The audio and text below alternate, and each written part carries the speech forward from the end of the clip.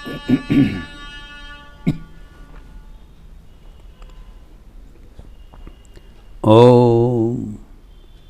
तव कथामृतम तप्त जीवनम कविभिडीडितं कल्मषापहं श्रवणमंगलं श्रीमदाततं भुवि गृह्णन्ति ये भूरिदा जनाः।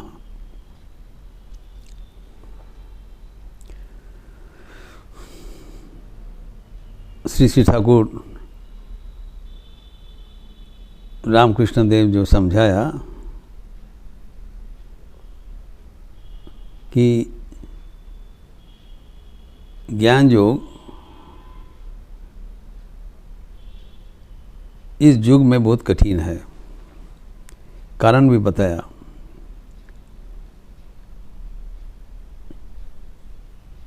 उनके विचार को आगे बढ़ाते हुए हम लोग शंकराचार्य का निर्वाण षटकम उद्धृति दिया था।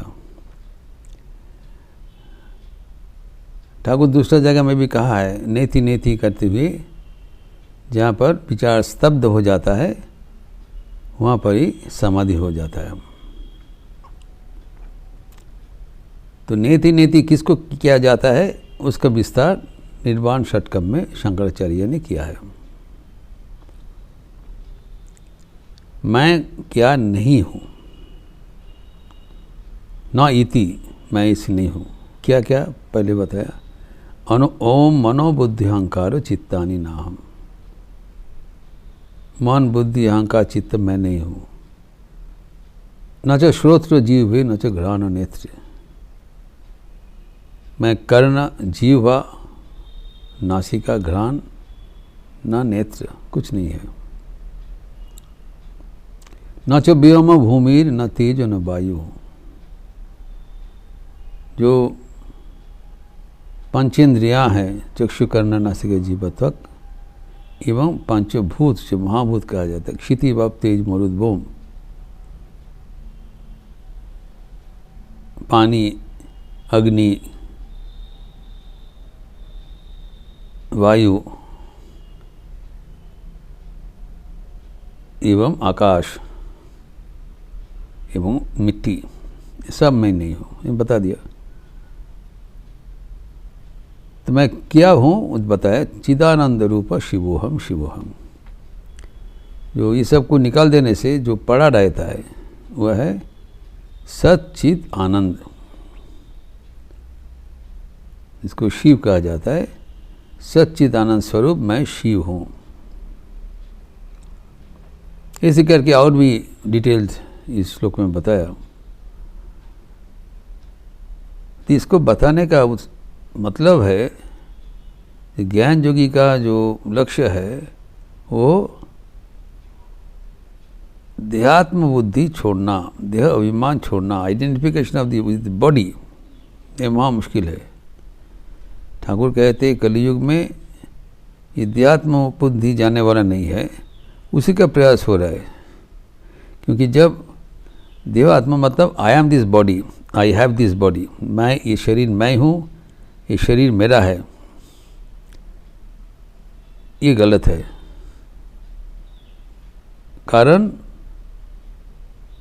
मैं अपरिवर्तनीय है और ये सब परिवर्तनशील है।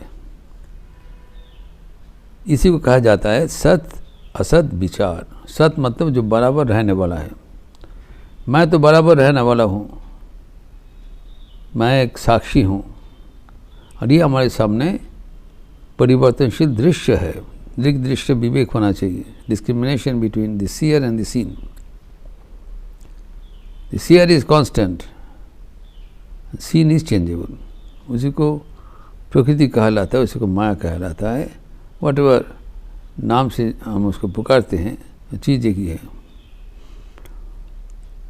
तो जब हम ये विकार रहित है, अनंत है, और हमारे सामने ये सब जो परिवर्तनशील चीज़ है वो उनके ऊपर रहने दीजिए, मेरा कुछ जाता आता नहीं, यही है विचार।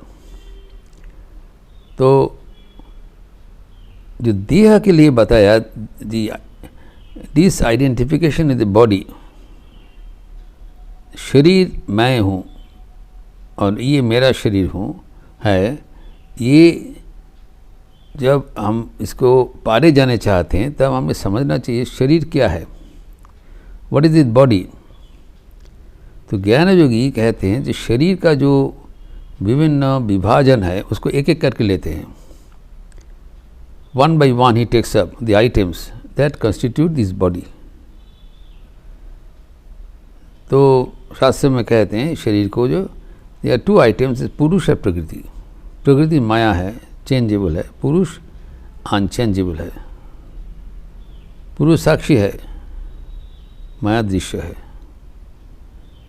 तो ये इक्विवेलेंट टू पुरुष प्रकृति अब सांख्य योग वेदांत का ब्रह्म भगवान माया है,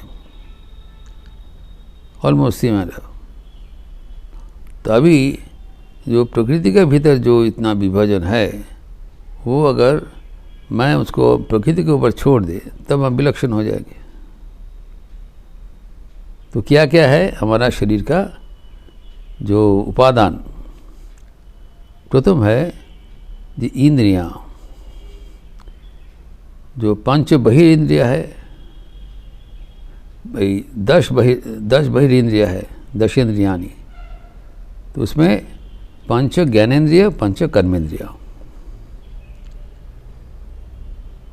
तो ज्ञान इंद्रिय मतलब जिससे हम ज्ञान आहरण करते हैं, ये ऑर्गन्स ऑफ नॉलेज। वह चक्षु कर्ण नासिका जीवत्वक, जो चक्षु से हम देखते हैं, नासिका से हम सूंघते हैं, ऐसी करके पंच जो बहिरेंद्रिय है, और उसके साथ पंच जो कर्मेंद्रिय है और पंच ज्ञानेन्द्रिय है। पंच ज्ञानेन्द्रिय हुआ चक्षु कर्ण नासिका जीवत्वक, और पंच कर्मेंद्रिय क्या है, बाक पानी पादो पायु वस्तु, जो इसकी स्तोत्र में दिया है। जो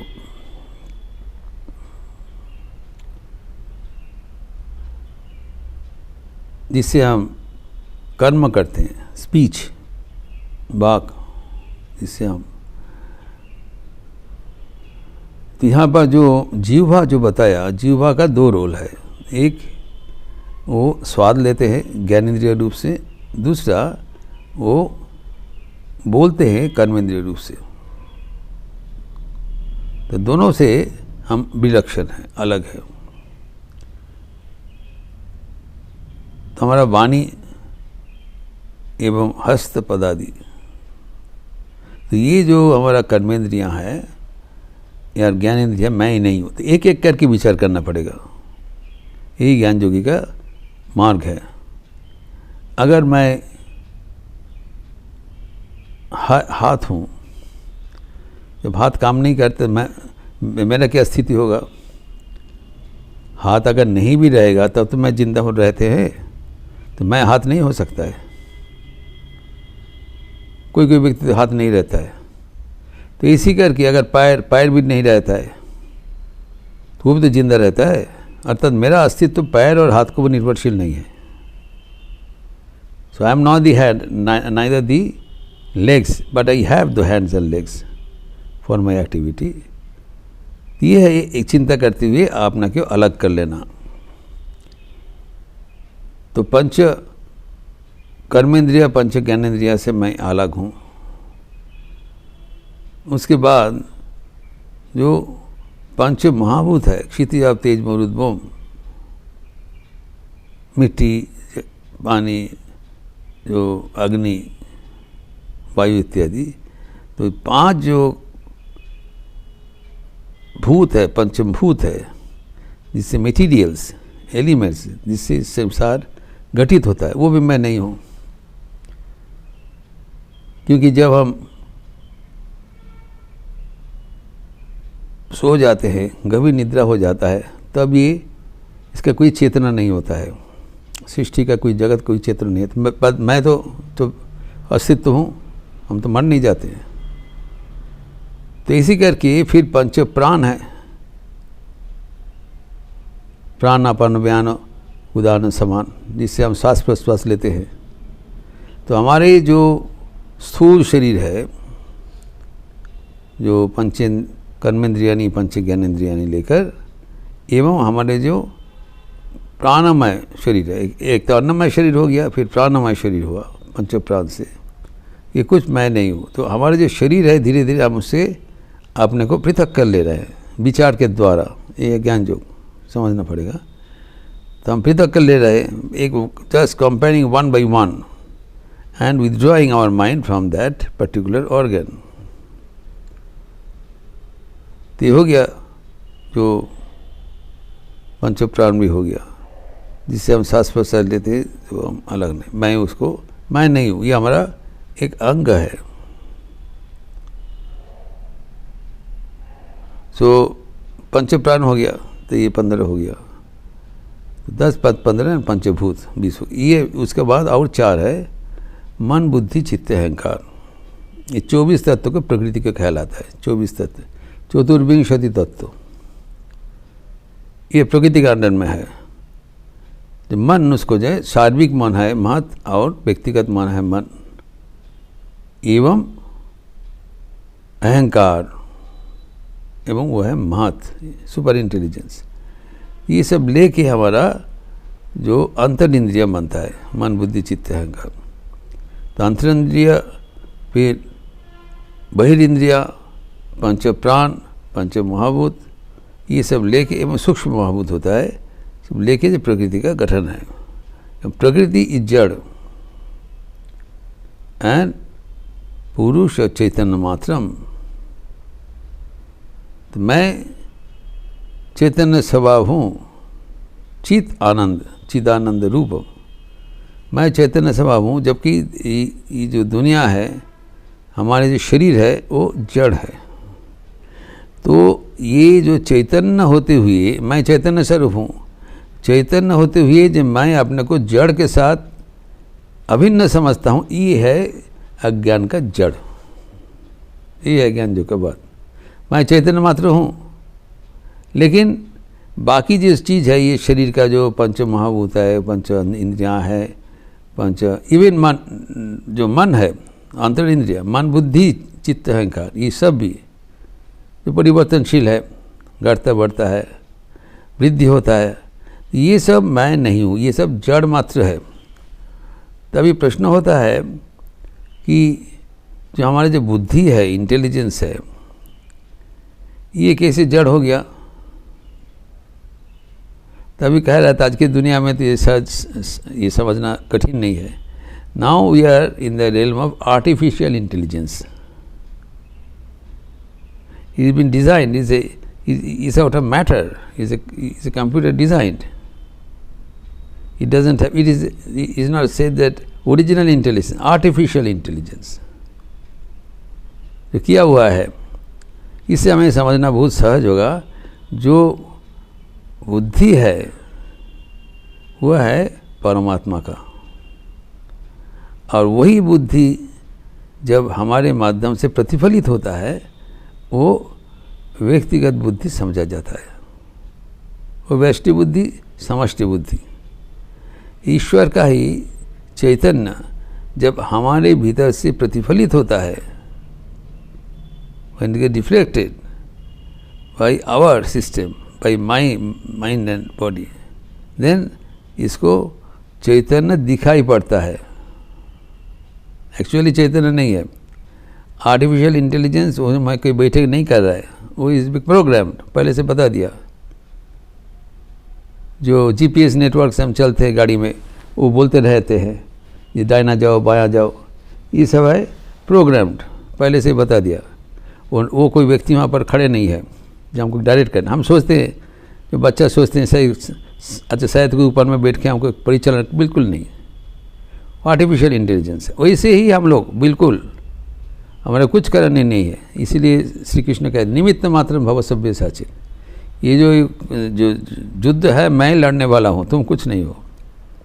you are a program doll, जैसे कहा जाता है वैसे कर रहे हो। इसीलिए ठाकुर श्यामा शब्द में कहते हैं, आमी যন্ত্র তুমি যন্ত্রী, আমরা তোমার যন্ত্রে চলি, যেমন চালো তেমনি চলি মা, যেমন বলো তেমনি बोली। We cannot do anything. Thakur कहते हैं उनकी इच्छा बिना एक पत्थर, पेड़ का एक पत्थर भी नहीं हिल सकता है। We are totally controlled, monitoring. तो करते रहते हैं। इसीलिए उन्हीं का चैतन्य हमारा जो दृष्टिचेत मन और बुद्धि से प्रतिफलित होता है। तो हमें क्या करना है, जब हमारा मन बुद्धि से जब उनका शक्ति प्रतिफलित होता है, मन बुद्धि जितना साफ रहेगा प्रतिफलन उतना अच्छा होगा। एक ये चिंतन करना पड़ेगा, मैं नहीं हूँ, मैं शिव स्वरूप हूँ, आनंद स्वरूप हूँ। तो ये जब चिंतन करते रहते हैं, तो ये जो बैठ के चिंतन करना, ये इंटेलेक्चुअली अच्छा लगता है। इसीलिए जो विचार प्रवण व्यक्ति है, those are intellectual, they prefer this jnana yoga, चिंता करना। तो वाई ठाकुर इज रिनाउंसिंग ज्ञान योग कठिन है, कारण ये थियोरिटिकल चिंतन करना, सोचना, जिनमें शरीर ने अगर थियोरिटिकली चिंतन करे बुद्धि से, विचार से, तब हम समझ जाता है। बिल्कुल नहीं, मैं अगर बराबर रहने वाला हूँ और ये तो परिवर्तनशील है, how can I become this world. ये हमारा शरीर तो दीर्घकाल नहीं होगा, शरीर का जड़ होगा, इस शरीर का विकार होगा, शरीर रहेगा नहीं, इसके बदले में दूसरा कोई, लेकिन मैं तो अपरिवर्तनीय है। I was, I am and I will be, whereas all other things are changeable, transient. यही है विचार। सत असत, मैं सत हूँ, मैं चिरंतन हूँ, मैं आई एम इटर्नल। वैसे बाकी जो चीज़ बोला जा रहा है सब कुछ परिवर्तनशील है। तो ये विचार से समझना कठिन नहीं है, हम समझ सकते हैं। तो एक समझने के लिए एक एक करके जाना पड़ेगा। इसलिए शंकराचार्य को जो स्तोत्र मैं उद्धृत किया, एक एक करके अगर बड़े शरीर नहीं हो तो वो समझना मुश्किल है। शरीर का जो पार्ट्स है, one by one, all this 24 items you take up one by one, तब हम समझ सकते नहीं तो मैं तो नहीं हूँ। तो कठिन क्या है, ठाकुर कहते हैं ये तो विचार हो गया, तुम तो शरीर नहीं हो। अगर तुम्हारा अंगुली कट गया और वहाँ से दर दर करके खून निकाल रहे हैं, उस समय भी तुम्हें तुम्हारा बोध होया तुम ये शरीर नहीं हो, तो उसका अगर शरीर में कष्ट हो रहा है, तुम्हारा तो कुछ नहीं है। If someone else is suffering then I do not share that suffering, मैं उसको सांत्वना दे सकता हूँ। लेकिन हमारा अपना शरीर में जब वो संघात होता है, जब कट जाता है, तब मुझे कष्ट फील होता है। यही है बात। अर्थात हम जो समझा है बुद्धि में, जिसको हम मान लिया, उसको जीवन में अपना नहीं सका। यही है बात। We are not able to realise that, bring it to our feeling, to our realisation. अनुभव में नहीं आ पाया। जब तक अनुभूति में नहीं कन्वर्ट होगा तब तक ज्ञान योग नहीं। इसीलिए ठाकुर कहते हैं अगर जो शोक दुख ये सब से तुम जर्जरित हो, तब तुम ज्ञान कैसे प्राप्त करोगे। ये जो आप जो बोल रहे हो, कथनी में करने में कोई फ़र्क नहीं होना चाहिए। आप जो बोल रहे हो उसको अनुभूति में लाना चाहिए। Religion is realisation, not conjecture और डिबेट और इंटेलेक्चुअल अंडरस्टैंडिंग। तो ये जब अनुभूति में लाना, इसलिए अच्छा असंभव जैसा है, क्योंकि इस कलियुग में हमें अन्नगत प्राण है। कलियुग में जो हमारे शरीर का कष्ट से मन को हटा लेना एक असंभव है, अत्यंत। जैसे मैं उदाहरण दिया, जो तुरानंद जी का एक उदाहरण दिया, इसी है, अनेक है जी। उनका शरीर बिल्कुल आपने कंट्रोल में है। जब जो ऑपरेशन हुआ बेहोशी का, बोले कोई दवा की जरूरत नहीं, बेहोशी, मन को हटा लिया। इतने प्रखर उनका नियंत्रण है। वही ज़्यादातर वेदांतवादी है, वही ज्ञान योगी है। ये सब के लिए नहीं होगा। तो अतएव जो जैसे कर्मयोग हमारे लिए आसान नहीं है, भक्ति जो इस ज्ञान योग भी हमारे लिए दुस्साध्य है, साधारण व्यक्ति के लिए। इसलिए ठाकुर ये सब चिंतन होने से तब हमको सहज पता लगेगा, हम समझ जाएंगे वाई ठाकुर डिस्करेज ज्ञान योग फॉर दिस। नहीं तो वो खुद तो ज्ञान योगी थे, सबके लिए नहीं है, लेकिन साधारण व्यक्ति के लिए इस युग में कर्मयोग या ज्ञान योग रिकमेंडेड नहीं है। तो रहा भक्ति योग, इसके बारे में ठाकुर और आगे चर्चा करेंगे। तब भक्ति योग ही युग धर्म है, उसका चर्चा हम अगले दिन करेंगे। ओम शांति शांति शांति। हरि ओम तत्सत। श्री राम कृष्णार्पणमस्तु।